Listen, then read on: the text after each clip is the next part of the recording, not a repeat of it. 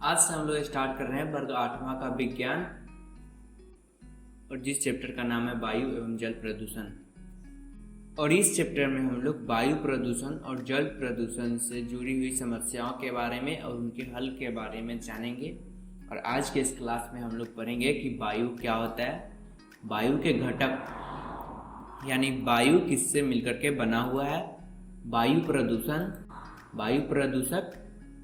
वायु प्रदूषक मतलब जिसके कारण वायु प्रदूषित होता है, वायु प्रदूषक के उत्पत्ति स्रोत मतलब वायु प्रदूषक कहाँ से उत्पन्न होता है।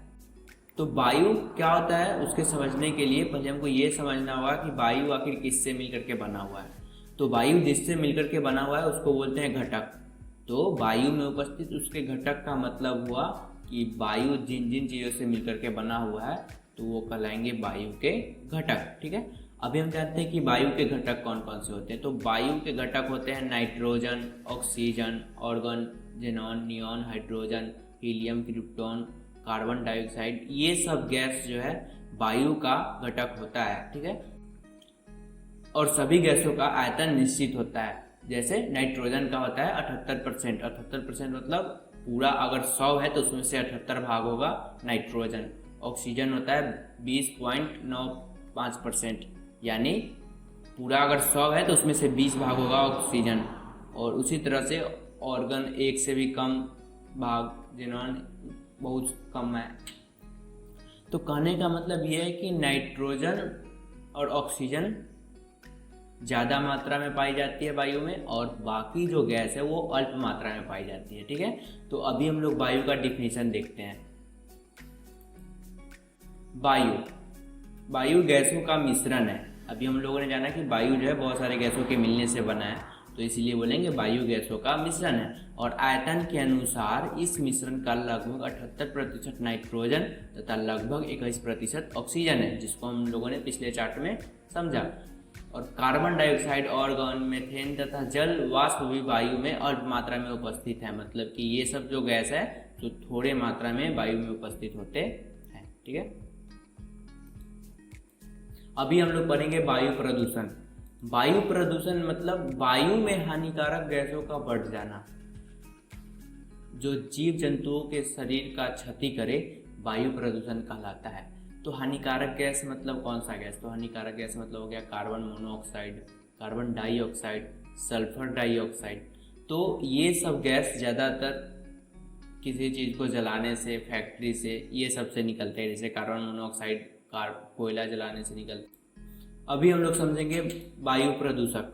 तो जो पदार्थ वायु को प्रदूषित करते हैं, हम लोगों ने पढ़ा कि अगर वायु में हानिकारक गैस बढ़ जाए तो क्या कहते हैं कि वायु प्रदूषण हो गया। ठीक है, प्रदूषित हो गया बोलते हैं, वायु प्रदूषित हो गया।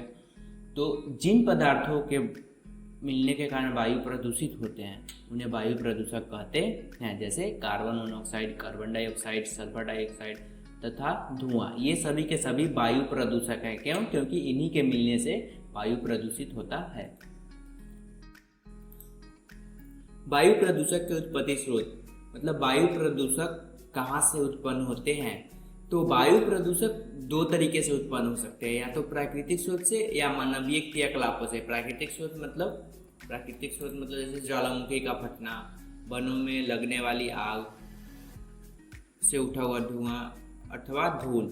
तो ये सब मानव के द्वारा नहीं किया जाता, ये अपने आप होने वाली आपदा है जिसके कारण वायु प्रदूषित होता है। जैसे ज्वालामुखी जब फटता है तो उसमें से लावा और गर्मी के अलावे बहुत तरह की गैसें भी निकलती है जो वायु को प्रदूषित करती है। वनों में लगने वाली आग से उठने वाली धुआं,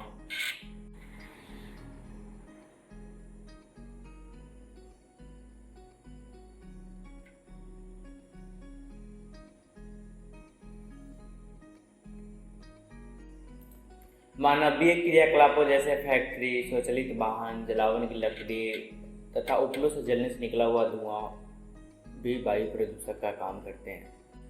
अगर आपको इस वीडियो से रिलेटेड कोई क्वेश्चन पूछना है तो आप कमेंट करें और मैं आपके क्वेश्चन का जवाब ज़रूर दूंगा।